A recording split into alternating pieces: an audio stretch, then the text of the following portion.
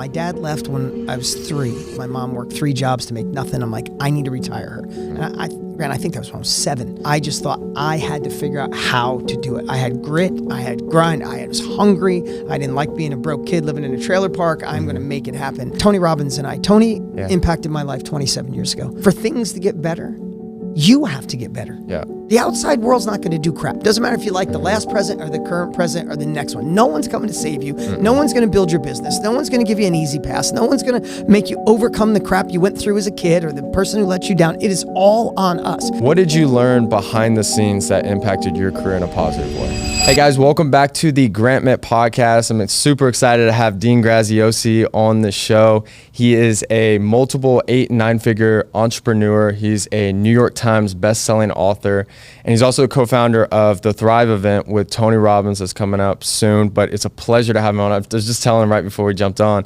that I've been seeing him for years and loved his content, loved everything that he's doing. So it's an honor to have you in, man. Good to be here, man. And as I was saying before we started, congratulations on all the impact and success you've had. You know, the cool thing about an interview like this, we just met for the first time. I geeked out on you this morning, so I'd have some history. Yeah. But why it feels easy to get along, and probably easy to get along with those of you listening or watching today, is because when someone wants more and goes after it, I already respect them because most people just think about it. Sure. And then when you start getting momentum, you already know all the things that happen in the invisible. You doubt yourself. You want to quit 20 times a month. You look in the mirror and say, can we really do this? Should I go get a job? Should I give up? This is never going to work. People think I'm crazy. Maybe they were right. And for those that address all of those emotions and then still get up and fight the good fight, I already have a connection with you. And we just met today. So I'm excited about this time we're going to spend together. Yeah, man, it's an honor to have you. I wanted to ask, I always like starting off with a really strong question that if they only listen to 10 minutes, they'd be like, man, I love this Dean guy. Yeah. I have people that make 9 figures that listen to me. I have people that are starting from scratch. I have everyone in between. Yeah. But the common theme is everyone wants to grow. Yeah. What could someone do right now if they listen to like this next answer in the next 6 months that could completely change their life and their finances and their health, their wealth, and every area of life? I think I got a solid answer. Okay. I'll earn your viewing time for the next 40 minutes. Is replace how with who. Meaning every time you go to do something new, every level has a new devil, right? Okay. Doing your first real estate deal, scary as heck.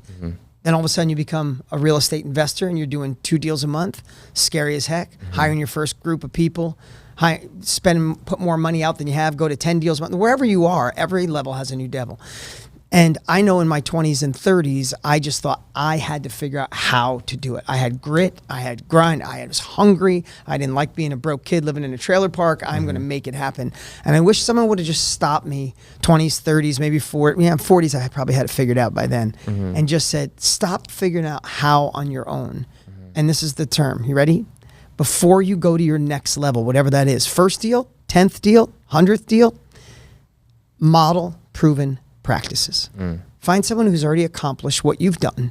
I know it sounds so simple, but search it out no matter what it is. If it's getting involved in coaching, if it's just a mentor that you can help, that you can barter with, find someone in your town that's done it, find a relative, find someone online, because someone's already forged the path. Someone's already failed. Somebody's already gone through that all that stuff in the invisible, right? And they made it to the other side. And I just like the fact of knowing that I could start off where someone left off. So if you can model proven practices, and then for all my fellow crazy entrepreneurs and dreamers, you got to stay hungry. I know that sounds like a Nike commercial, but you got to find a way because, listen, you could have given up. You had a solar company, correct? Yes. Exited from it? Did well, yeah. Yeah, right? Did well. You could have quit there, but there's another hunger. Why are you here doing this? Why are you still investing in real estate? Because you had to replace that hunger. Your first hunger might have been create this incredible company, impact people with solar, and exit. Great. If that was done, you might have had a few dollars in the bank, but doesn't mean you'd be fulfilled. Right. And at the end of our lives, here's the thing you got to remember. Success without fulfillment is probably the biggest failure of them all. That's where major regret comes from. So I love to say model proven practices because every level's got a new devil and remain hungry, whatever that takes. Like you got to move the goal out further and be hungry to chase it. How do you find those people? You know, it's one common question I get asked all the time. It's like, how do I connect with those people? How do I find those like-minded people that are above where maybe that person is right now? So here's the thing. How I know you don't realize what's in your hands, or the capabilities in your hands if you were born with it, right? Just the way it goes, right? I mean, I didn't fly on a plane till I was 28 years old. Really? And my kids have never flown on commercial, right? Crazy. My kids have only been on private since they were born, right? Right. I never even flew. I didn't fly first class till I was in my 30s, right? So they don't know the difference. That's all they know. So if you can take a glimpse, and I don't say it to be like, look at me, I'm just saying I have to find other ways to challenge my kids. I put them in sports. I try to cause problems. I try to get them to solve problems because I want them to be not just good, polite kids. I want them to be hungry and resourceful and all those things. The reason I'm saying that is think about when I started in business almost 40 years ago. Yeah. There was no internet. There was no connection. You couldn't find somebody online. You couldn't DM somebody. And I think the opportunity to remember is you have incredible opportunities to gain access to people. That's number one, right? Number two, I get hit up all the time. Hey, Dean, you should invest in my thing. Hey, Dean, this is the greatest thing. Hey, I can make you another $100 million bucks. You know who sticks out to me is someone that says, hey, what can I do to serve? I'm a hustler. I'm this. I've already achieved this. Is there anything I can do to support your business? It's how you want to hear a story. Tony Robbins and I. Tony impacted my life 27 years ago. I watched an infomercial in the middle of the night. I think there was Tom Selleck. You probably didn't. Most of your viewers don't even know who that is. It was all these old actors and Tony changing lives. Yeah. You know, the big old mustache. You know what I mean? And all these people talking about it, and I had never bought a personal development program. I had never even read a book in personal development up to that point. Nothing. But I bought everything Tony had. And man, I listened to it. I'm like, this guy's in my head. It's incredible, yeah. Yeah, it's like the biggest takeaway I took back then was life happens for us, not to us. Yes. So all my childhood stuff with parents being married 9 times, I was like, that perspective change. I was like, oh no, that's not the anchor. That's the fuel. I could just run faster from that crap, right? Sure. So he changed my life. I wrote in my journal back then, I want to meet him someday. So 12 years ago, a mutual friend introduces us, and we're supposed to have a half-hour meeting. It turned into 3 hours. He invited me to come to his house. I went to his house. We spent 10 hours together. 12 years ago, we've been dearest friends. We talk almost every single day of our lives. That's right? amazing, We started multiple companies. We own Mastermind together. Sure. Like you said, we're doing a big, hopefully million-person event in May. Nice. Long story short is when we first met, and we first started having dialogue back and forth, I realized how many people reached out to Tony. Like, I have a lot. He has 3 times as many. Yes. Do this, let's do this. And this is the word you all should take away. Find someone who is the who's already done what you want to achieve, right? They're ahead of you. They're a decade ahead of you. Their business is ahead of you. Now, once you identify them, if they have coaching, if they have mentorship, great. If they're in the industry, awesome. You probably have easy ways to find access. But if they're not, how can you build reciprocity? Yeah. I just want to tell you that when I went to Tony's event, the first time we met, after I left, I was on fire. Have you ever watched any of the Tony stuff? Yeah, he's incredible. Right. Yeah. You're out of your mind. Right, Like you sure. you want that feeling for the rest of your life. Like you just want to be in that state of mind. Sure. So I get done going to his event, and now we're building this friendship. And I find myself like hungry for it. Like I don't want it to come down. Like I don't want it to fade. And I'm looking for stuff online. And I said to Tony, you know, you should have an amazing follow-up sequence, just of short little clips, just to keep people in that state. Right. And he's like, we don't do that. I'm like, no, because we used to. So before we had ever done business, when I heard we used to, that's a good idea. I went and built an entire follow-up sequence. I went and found clips. I had my team cut them. I wrote the emails. I filmed a couple videos like I was Tony and said, just shoot this. It's one of my core competencies is I love the obsession on after the sale. So many people spend time before the sale. See, I got to learn that from you. And That's awesome. And then they get the sale and then they're like, yeah, great, I have you. And they go after the next person. My obsession, I think why I've been in business for 40 years, in this industry almost 30, is we keep people forever. Yes. And I like to say we ripen green fruit. Anybody could pick ripe apples, but I want to keep people around long enough where they go, this guy's given me so much value, I'm going to work with him. I love that. So that's one of my, if you said 3 core competencies, that's one of them, right? Sure. So I build this amazing sequence. I send it to him and he gets back and he literally took a snapshot of his black card. He goes, this is going to impact so many lives and make millions of dollars. Charge me whatever you want. So I wrote back, I'm like, I just charged you $1 million. Haha. Right. Never said anything. Didn't ask for anything. But that reciprocity, he said, what can I do for you? I'm like, nothing. You already did for me 27 years ago. I bought your course. You shifted my life. I'm just paying you back and I still owe you, right? Yeah. But we started that friendship and I have to tell you, we went 5 years as friends. Right. And every time he'd say, should we start a business? I'm like, actually, we're really good. Like I was doing really well. He was doing well. Why ruin it? But then there was this perfect moment. You'll finally win. We were together one day and he said, it's time to start a business. He go, what should we do? And I could talk about that later. But in his life, it was Jim Rohn, the old personal development guy. He went to a Jim Rohn event when he was 17. It shifted his life. Sure. I got Tony Robbins' course when I was 27. Shifted my life. We said, wow, self-education saved us. Who knows where our lives would be? Why don't we help others? That's why we started.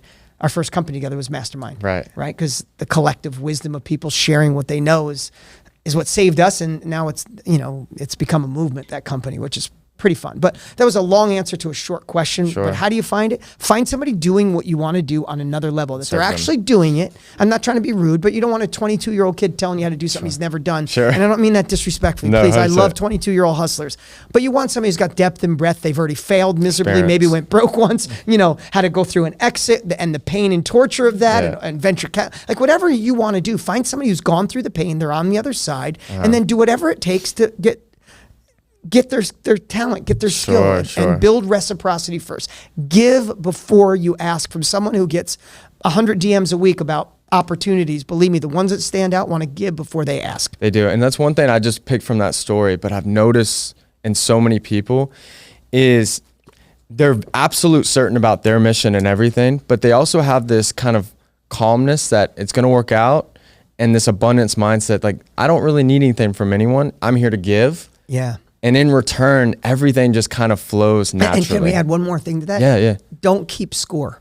Oh, yes, that's so true. You can't keep score. You and I have this relationship. Sure. And if I do something for you and I'm hoping you'll do something and it doesn't, instead of me thinking, wow, I'm waiting for this guy, man, I gave this guy something great. He's not helping me. What if you felt good? If you shifted your mindset, you just felt good with the gift. That was enough. Yes. And then you let God, the universe, whatever your beliefs are, karma, whatever the term you put on it. Sure. And the way I've looked at it, because I'm going to be 57 this year. I've been in business since I was 17. 40 freaking years, right? Of hustling. I still love it. I hustle like I'm broke. Yeah. But I want to tell you, when you do that, when you find a way to give and expect nothing, when you least expect it, karma taps on your shoulder and you go, man, how did I get that breakthrough? Yes. You don't even remember. It might have been the thing you did 27 months ago for someone, and someone keeping score goes, it's time for Grant. It's time. Yeah. You know? I had this one time. I gave a speech at South by Southwest, and I hadn't told this story before, but I was working at this company. I was young. I was 22 at the time. And I somehow became a regional sales manager, and I'm managing all these people at 22 years old, and we're killing it. But there was this one girl in finance that a lot of people didn't like, and they talked bad about her. They said these things, and I said, you know what, don't ever talk bad about her again. I didn't do anything crazy. I just went out of my way to be kind to her. I was respectful. I told her thank you. We'd send her some stuff, but that was about it. She suddenly left the company 6 months later. In 2 years, I never talked to her after that, because we didn't have a close relationship. I was just kind. 2 years later, I ended up starting my own business. And there was this partnership that I needed for Big Install. At the time, was the largest in the country. And I couldn't get in the door. I tried for 6 months. I just couldn't get in. They had all the biggest people. And all of a sudden, I got a LinkedIn DM from her. And she said, hey, Grant, I saw that you started your own thing. I saw the way you ran your Houston team, how kind you are. I want to set up a call with you and the CEO. I was like, cool. I go on the call. It was like a 5-minute call. The deal's done. We do the partnership. We did over $50 million in revenue because I was nice to one person. Yeah, and you didn't know that was going to come. I wasn't doing that to try to. Yeah. You know, I use silly analogies sometimes, but it's like planting apple trees. I grew up in a little town in upstate New York. It's called the Hudson Valley. It's where half the apples of the country come from, right? Yeah, so I grew up riding bikes through apple orchards, and I used to watch farmers. They'd mow down, say, 40 acres and plant little sticks the size of a pen, 2 feet tall. If a farmer wanted instant gratification, you're not planting apple trees, because it probably takes 3 or 4 years before it produces one apple, probably 10 years before full harvest. But then once it does, it produces apples for 100 years. Crazy. An apple tree can go 100 years of producing apples. And if somebody's looking for instant gratification, I want to plant the seed and I want to harvest at the end of the day, I think they just burn out because they're waiting. It doesn't work, and then they go in another direction. The energy doesn't align with the world. It's interesting. It doesn't. And people that are just like building, and they're like, if I can help you, I'd love to help you, and they just show love to everybody, it just comes back tenfold. So good. So good. So let me ask you this. How does someone become a persistent person? Is it a learnable trait, or is it a gene? There's a little bit of both. That's a good one. Persistent. So when I think of persistent, and I'm gonna put this back on you. Is there some people that are persistent in your life and you don't answer their texts and you hide from them?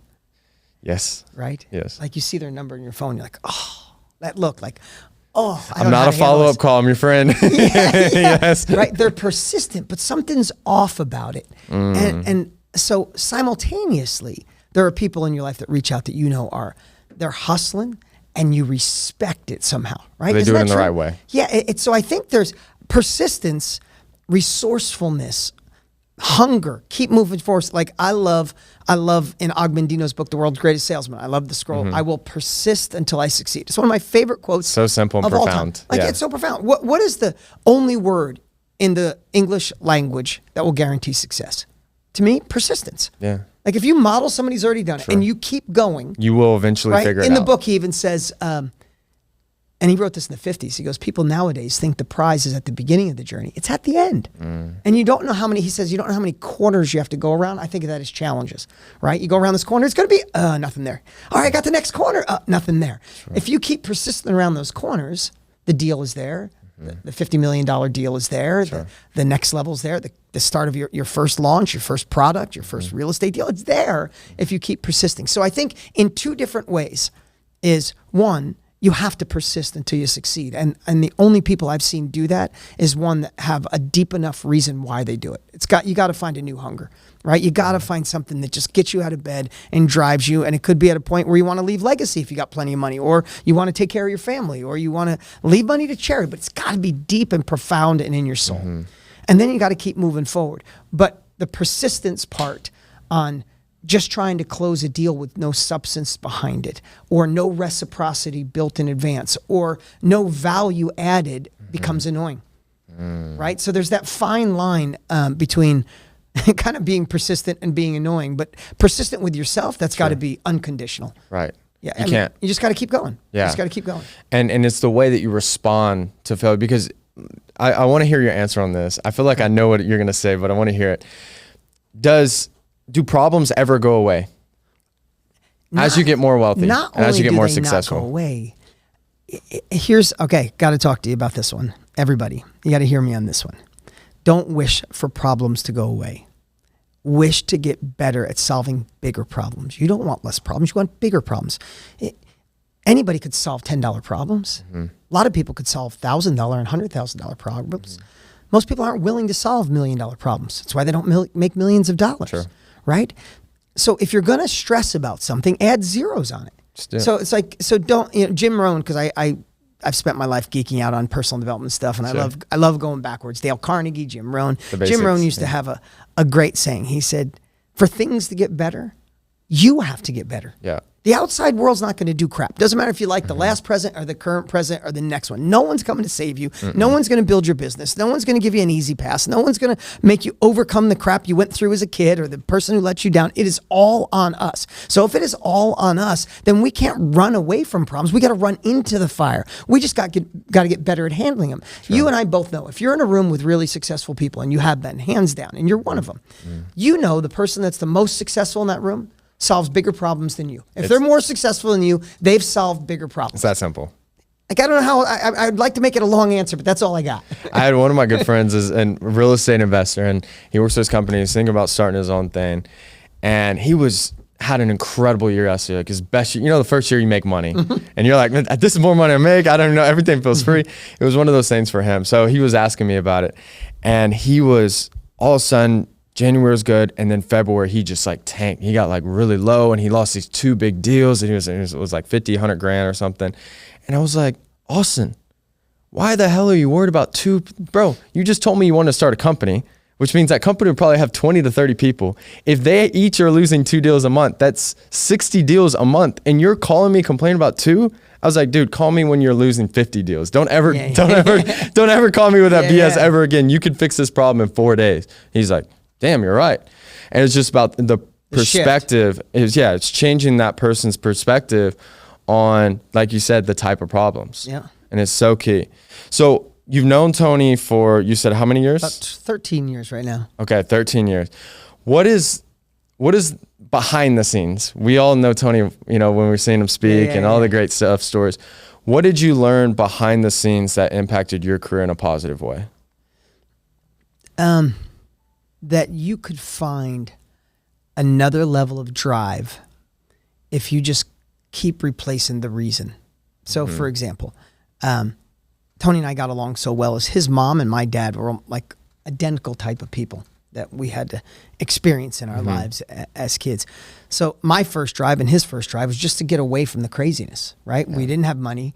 We were both broke. Get out of survival. Just get out of survival and be in control of your decisions. Like if I think back at my first one was to protect my mom and retire. Sure. When my dad left, my mom worked 3 jobs to make nothing. I'm like, I need to retire her. And I think that was when I was 7, maybe 9 years old. You just have a desire, like take care of mom, right? Yeah. Cool. That got the momentum. I had no idea I was going to do it at 10 years old. And then there was a time where I was just like, man, the craziness of not having money and watching my parents go through that. I just need to get money out of the way, because if you have money, you get to control your decisions. So my first memory of that was that. But I still hustle like that 23-year-old, 21-year-old kid that was broke. And I learned a lot of that from Tony, because he replaces that same urgency. I'm not trying to say make something that drives you crazy, but he has a sense of drive. Obsession and drive. An obsession. I mean, he works until 4 a.m. I get up at 4. So we talk almost every night. At that moment, we send voice memos to each other. Yeah. So he sends me at the end of the night. I send him at the beginning, and we joke. We're like, "Okay, Tag, you're it." Like we joke we got the world covered 24 hours a day, right? And but one of the things that I see in him is his drive is contagious to me, because he'll say, you know, when the fires happened in California, right? He calls me. This is a typical call with Tony. Hey, brother, you got a minute? I do. Call me. All right. Listen, a lot of people with insane amounts of money lost their houses. They're going to be fine. They're going to go someplace. They're going to rent someplace. He goes, but nobody's talking about the people that lost their houses. That can't afford a thing. They can't even afford Airbnb. He's like, let's send $1 million over right now. And I'll call the owner of Airbnb, because he's got, I'll call the owner of Airbnb right now. Let's put $1 million credit for the people who make less than what? Yeah. Like, all right, how much? He goes, I'll do 750, you do 250. I'm like, all right, I'll wire it right now. That's weekly. He'll find out. He's like, brother, there's 20 girls that went through slavery. They just got them out of slavery, but they got to get out of South America right now. Let's send it. Like, he's found a way. Like, no one knows what he does in the invisible. Right. He does more for this world than anyone could ever imagine. Yeah. But he's got that drive. So he's made it like it's my responsibility. I have to do it. Like, no one's coming to save these girls. No one's coming to help these people from the fire. No one's going to help provide. I mean, he's over 1 billion meals through Feeding America. 1 billion with a B, right? Crazy. But he's found a way now, and it's contagious to me. It's like our job is to impact our partnership, our friendship is the reason we do events. Our last 13 events have averaged 1 million people each. Incredible. 13 in a row. He's like, there's more people that need us. There's more people around the world. The internet has connected us. So, brother, we can get in more cities, more towns. We can give them the messages. So it's like, I get off the phone. I'm like, I got to do more. Let's go. Like, I still run like someone's going to take my house away. Yeah. But I don't do it in a stressful place. So that's the first one. The second one, he's got a whole training that it hit him about 8-9 years ago, that you can still hustle just as hard. He likes giving names to things. He calls it in a beautiful state. You might have even actually heard him teach on a beautiful state, because what he meant was if something's going wrong, the business like your buddy is going down, we can get in this state of mind like, damn it, is this going to work? And this is my first business, and I have employees. Like, you can let yourself go in this horrible state, and then you get reinforced because you fix it. And you fixed it in a horrible state. Does that make sense? Yes. Have you ever had your business maybe when the deal was almost, and you kept yourself, you didn't sleep at night, you were stressed out of your mind, and you solved it, and then your brain goes, hey, the only way to solve stuff is you got to be stressed, you got to be a little short, you kick the dog, you don't take your girlfriend on a date or your wife, or, you know what I mean? Sure. And Tony said, it was about 8 years ago, he calls me and he's like, I had this epiphany. He was in India meditating with a guru. And he came back and he's like, I got to see it. And he said, I figured something out. I'm like, what? He goes, I could still be that crazy bastard I am, but I can do it in a beautiful state. And I'm not always going to be in a beautiful state. I'm going to get in shitty situations. Thing went wrong. Somebody let you down. Someone stole money. He said, but what I realized, and this is such a gift. I hope you really hear this. What he realized, it's my decision on how long I suffer.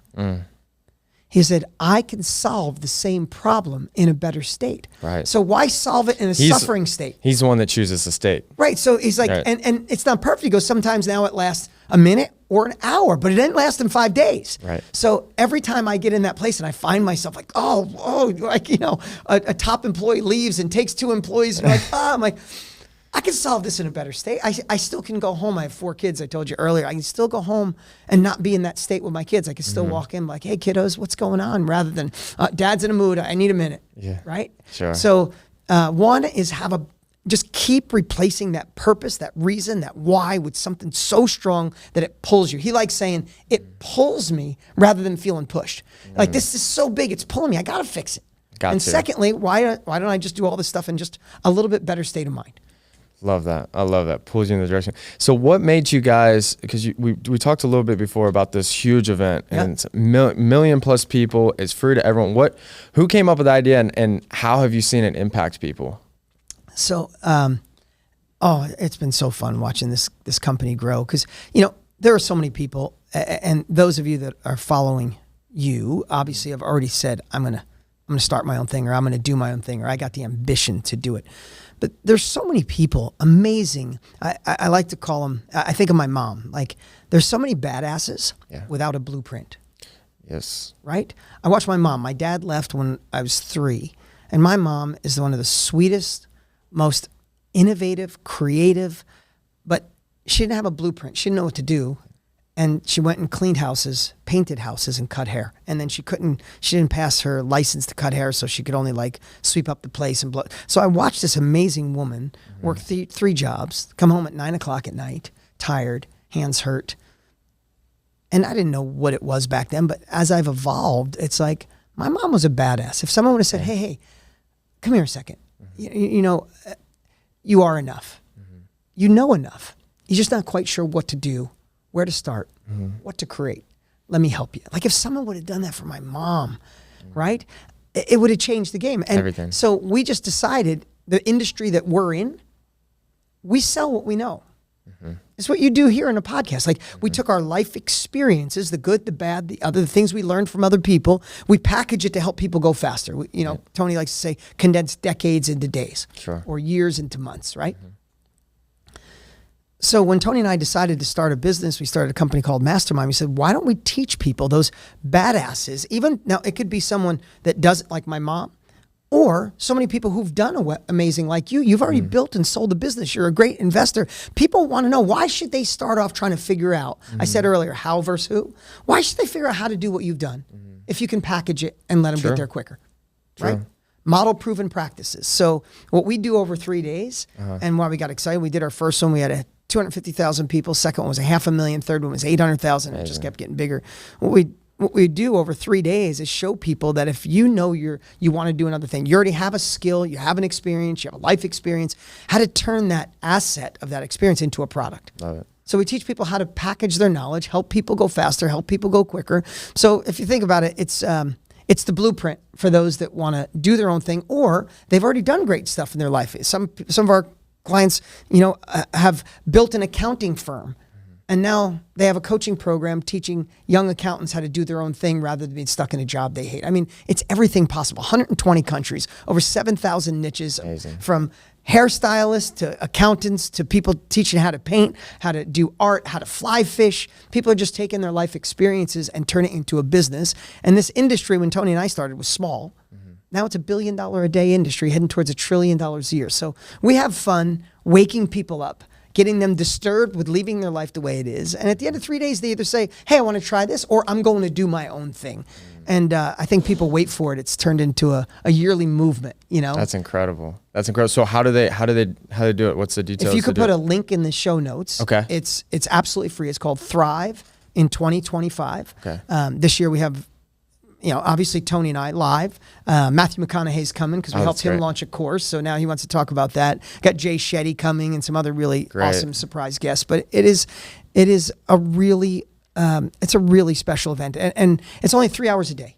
Okay. And what I can assure you, yes, I'm plugging this because if anything resonated with you today, that you're meant for more, or you're meant to give back, or you want to make impact, or you want something with more purpose in your life, man, there's nothing better than helping people go faster. Sure. And we do it in a really fun way. That's amazing. That's incredible. A million people on Zoom? Yeah, well, 1 million people register. Okay. And then between Zoom and YouTube, usually in the day one, about a third show up. Okay. And then then by the end of the day, they watch the replay if they're at work or something. But it Incredible. only is up, we go live. So here's what I'll tell you about, hopefully, again, I don't have the URL in front of me, but you'll put it in the show notes. Sure.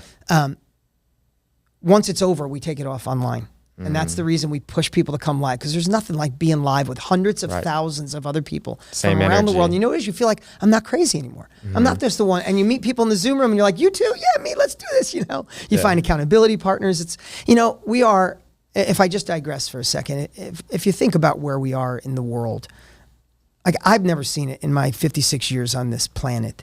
So polarizing, so opposite. The extreme left, the extreme right in politics are making us all think we should hate each other, right? And it's really nice to have hundreds of thousands of people together from all over the world, different backgrounds, different religion, different economics, different political views. Sure. And for 3 days, they come together and just Have a common view. we have a common view. I'm meant for more. I want to do something realistic. We don't teach pie in the sky. If you know anything about Tony or myself, it's not how to get rich for doing nothing. There's plenty of that. You can find that in 2 minutes, right? Yeah, sure. But people come together and they build this state of mind, this like I can be the person I thought I could be, and that's addicting for us, for sure. I love it. Let me ask you this. So you've you're 20 something years in, how many years? 40 years in business. I started at 17, so I'm like 39 and a half years in business. Okay. In this industry for 27. What do you think because there's so many different things that they use affirmations, they're prayer, it's manifestation. There's so many different things. Let's say that you're at $1 million a year and you want to get to 100 million. Mm-hmm. What is your process of creating that and becoming that person, like in a simple form that anybody listening could really apply, whether it's manifesting, whether it's through just hard work, and obviously the who and everything like that. In your mind, what would that answer be? Lots of answers. One of them is that next phase, and you'll understand what I'm saying is sometimes you can be a great innovator, a great creator, a hustler, good at sales, good at marketing, to get you to that first million, which is amazing, right? Unbelievable. Congratulations. But the skills that got you to 1 million are not the same skills that take you to 100 million. And usually that next transition is the one that I think is the hardest, because people can be great managers, great project managers, process managers, but they're not great leaders. And I think at this phase, looking back, is obsessing on leadership. So you bring in the culture and you bring in people that replace, or not replace, amplify your passion, accelerate your passion, accelerate your vision, that you bring the right generals on and the right soldiers as you replicate systems and processes. And I think it's the obsessive pursuit of doing less. Interesting. Right? It's the obsessive pursuit of doing less. I think when you think about growing, you think you got to do more. You actually got to go deeper on the things that got you there in the first place. So something I've been teaching my team this year is when I go to different departments, I'm like, what are your goals? And some of them will be like, give me 5, 10, 20 different things for their department. I'm like, if you have 20 goals and they're all equally important, you don't have anything that's important, right? Because you got so many. It's like open tabs on your computer. It's like, which one do I go to first? You go shallow, shallow, shallow, shallow. And what I've been pushing my company to do this year is narrow it down to the 3 top main needle movers that your department should be working on. So number 1 is think about what is the main thing you should be working on to first double your company, right? You're at $1 million. How do you go to 2? How does 2 go to 4, right? You can't look at the 100 because you got to look at it more like Kaizen. How do you run a 1,000-mile race? It's one step at a time. Sure. So how do you double? You probably already know. If you're watching this, you probably already know what you need to double. You might need more leads. You might need more marketing, more deal flow. That should be your goal. If I could double if I had twice as much deal flow, then your whole energy effort, 80% of your energy should go towards that goal. But in the order in which I look at it at this phase of my life is, what is the main goal that can move the needle? Yeah. What are the constraints stopping me from achieving that goal? Is it people? Is it resources? Is it money? Is it the right employees? Right? Like, what are the main constraints? Secondly, or third is, how do you measure your progress? If you know the goal is more deal flow, the constraint is I don't have enough people on the phone doing it. Yeah. How do I solve that problem? Then how do I know if I'm winning?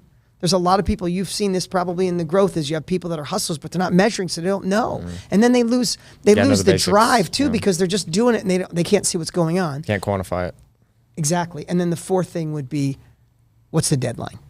Got to have a deadline. If I'm going from 1 to 2 million, if I know the goal is to hire 10 more people, and the constraint has been hard finding them, so I'm going to find a solution to hire them. I'm going to know I'm winning because every time I hire someone, I'm going to watch their metrics and watch it go up, and I'm going to have this done within 6 months. There's something magical about a deadline that changes everything. If not, it's just a hope, right? The thing I keep getting from you that I'm taking the most of is collaboration is everything. Everything. I saw this quote that said, winners collaborate, losers compete. And competition's great. It's good. It's a really good quote. But when you have a Tony Robbins on your team, that elevation that occurs is massive.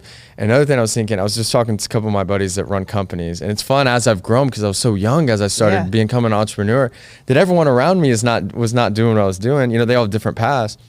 And what I was telling them is that the only way to assemble the Avengers is equity.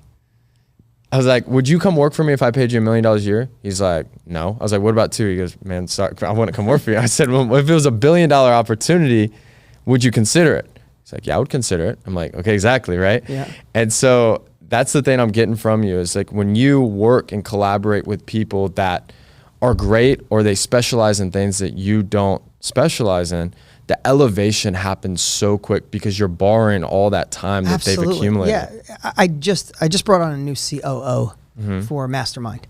It's exactly he's got equity on the way in and he sees where we're going. But this guy brings 30 years of experience to us overnight. Instantly. Right? And one great thing about surrounding yourself with the right people is if you're the founder, if you're the creator, you probably forced yourself to be good at a lot of things. I guarantee if you and I had more time, we could dig in. And for you to build what you built at such a young age, I'll guarantee that you bootstrapped some things together. I had to do a lot. I wear a lot of hats. You duct taped a lot of things together. Yeah. There were things that you sucked at, but you found a way to be good enough to move by. But there was 1 or 2 things that you were magical at. And it probably is sales, right? Because you said you were running a sales force. Sales, building a sales culture, building a sales incentive. So your superpower was sales, and then you duct taped all this other stuff enough. My superpower is marketing, right? I still, like I said, we still do these big, I'm the architect of these monster events. I've been doing it though for 27 years, right? But I put a lot of pieces around me as I was growing, but I didn't realize the accelerator, the gas for the fire.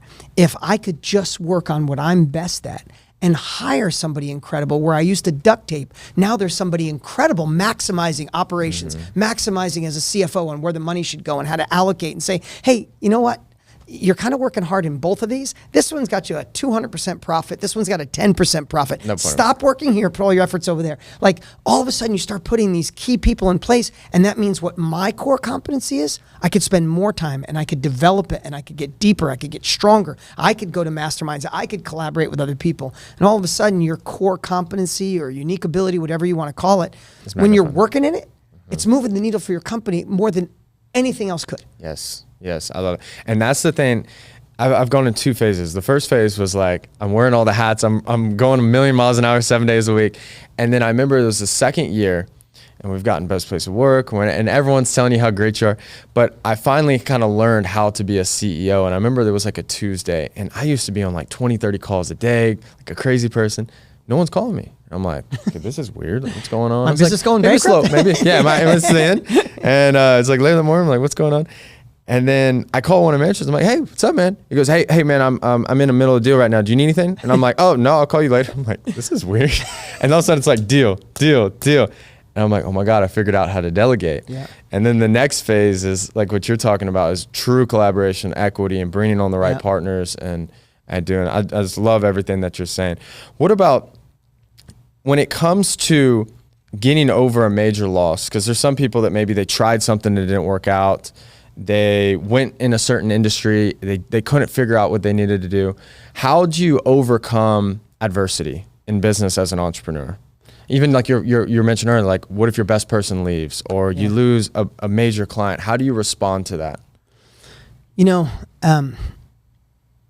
in different phases of my life, time is a great teacher, right? So if you think about it, like I am 56. I started a firewood selling business at 16. Okay. I started buying wrecked cars and fixing them at 17. At 18, I bought my first rundown apartment house, renovated it, right? So I've been in this game for a long time. Sure. So when I share, it's not sharing that I'm the smartest guy, but I'd be a fool if I haven't seen patterns. True? Sure. Right? Just through time. Of course. And I had small businesses, and I've had $100 million, multi-$100 million year businesses and exited businesses. And now we got another, tiger by the tail with Mastermind and these live events. And what I realized is sometimes you hear the cliches. What went wrong?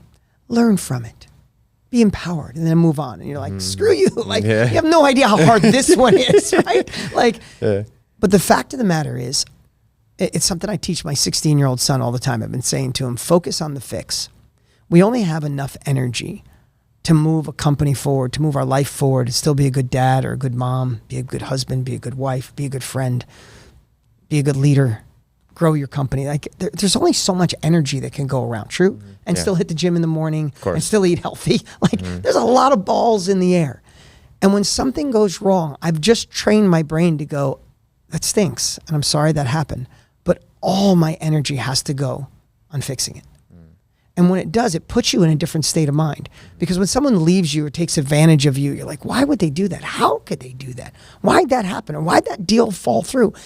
What I say is, how can you learn something from it in hyperspeed? Take a look at it. Here's what happened. I went, and don't be afraid to look in the mirror and see how you were at fault, right? That's one of the big things. It's like, they did that, but I'm the one that hired that guy. Maybe I missed it on the way in. So you look at it and say, what can I learn from it now where all my energy has to go to replacing it, to fixing it, to a solution. And it's, I tell my son all the time, it's solution-oriented thinking, but I say focus on the fix because it was like an easy rhyme for when he was like 10 years old, because my daughter never worried about things that went wrong. My son, if he failed a class, my son's obsessed with, I don't know where he came from. I wasn't that way, but he's a straight A student since like 6th grade. Okay. He gets a B+, like nightmare when he was in 8th grade, right?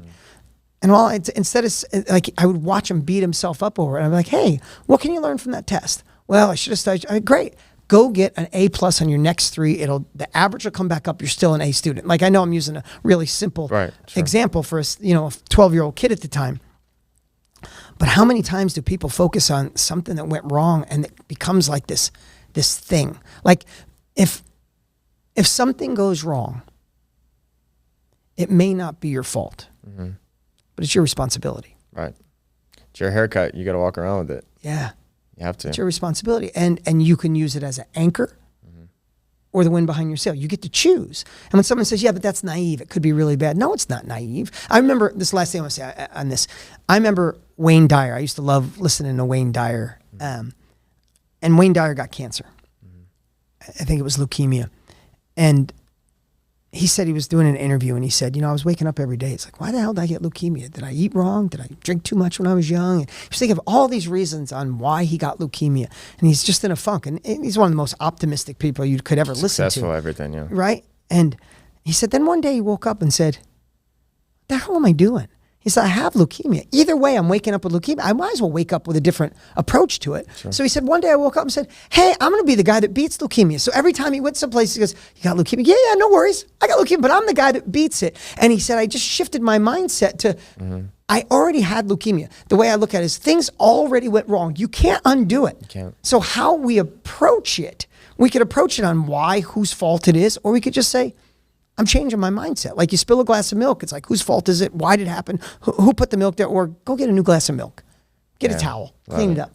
So Wayne Dyer ended up passing away from heart disease, not the cancer. But he said, he's like, I'm like 3 years in of just waking up. Like, hey, who are you? I'm the guy that beat leukemia. Change his name. So I think it's that same philosophy. Yeah. I love that. The last thing I want to end on is the one common thing that you talked about from the second you walked in the door to just up to like right before this is giving.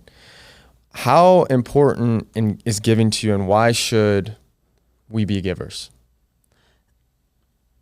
I heard somebody say once, if you think money doesn't solve problems, then you haven't given enough away yet. Mm-hmm.